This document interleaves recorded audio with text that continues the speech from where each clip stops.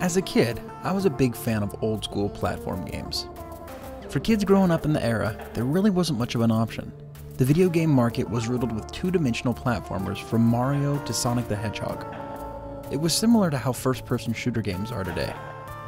Since that time, I, and the vast majority of the video game playing public, have turned our attention away from these games. They're now reserved for indie and flash developers to attempt to revitalize with gimmicks. My thought on platform games was that they were a thing of the past, to only be fondly remembered with nostalgia. Once again, I've been proven wrong, but this time by a robot-fighting, space-traveling cowboy named Clive. Gunman Clive is a platform shooter game so similar to Megaman, you could shoot it with a single blast of a plasma cannon. The story opens with the mayor's daughter being kidnapped and Clive stepping up to be the one to rescue her. This is your standard princess rescue story that you're probably familiar with from the late 80s to early 90s. Along the way, Clive's adventure becomes stranger and stranger, with enemies starting from bad cowboys and various wildlife, to floating head monsters and robots. The developer, Bertel Horberg, who I should mention created this piece of amazing as a one-man army, was clearly taking inspiration from the big book of video game history. The art direction, which I refer to it as such rather than graphics because they're better than graphics, is awe-inspiring. Everything on screen is rendered as if it were a sketch, like watching an artist's illustration come to life.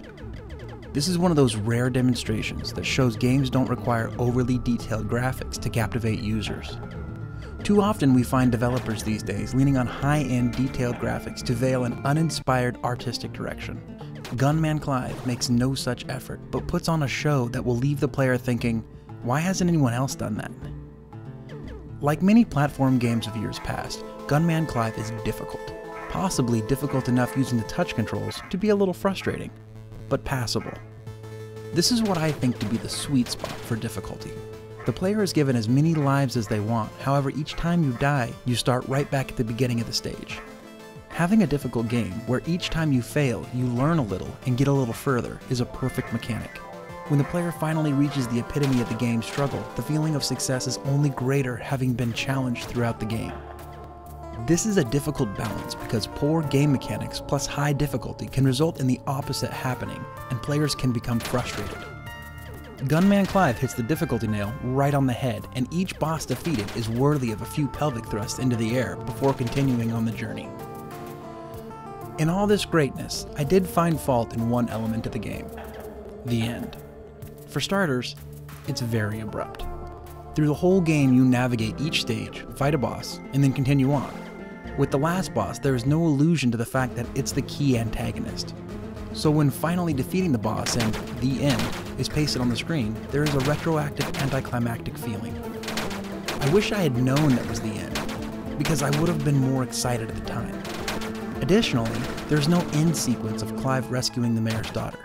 The boss simply dies, you see the end, and the title screen appears.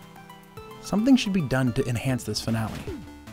If Bertel intends to continue creating stages, the end should be swapped for to be continued. If not, then a superficial hug or a reunion scene with the mayor's daughter would suffice. Currently, the amazing build-up to the final scene feels like the most powerful sneeze you'll ever have, and then someone plugs your nose right before it comes. Gunman Clive is very likely my favorite game I've played on my Android devices to date. I plan to go through it a few more times just for fun. The art direction is pure genius and the controls are tight, even on third-party controllers.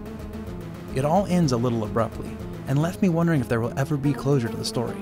However, that small imperfection shouldn't dissuade anyone from experiencing what could be the best game out today. PixelFreak.com is giving Gunman Clive 97 pixels out of 100.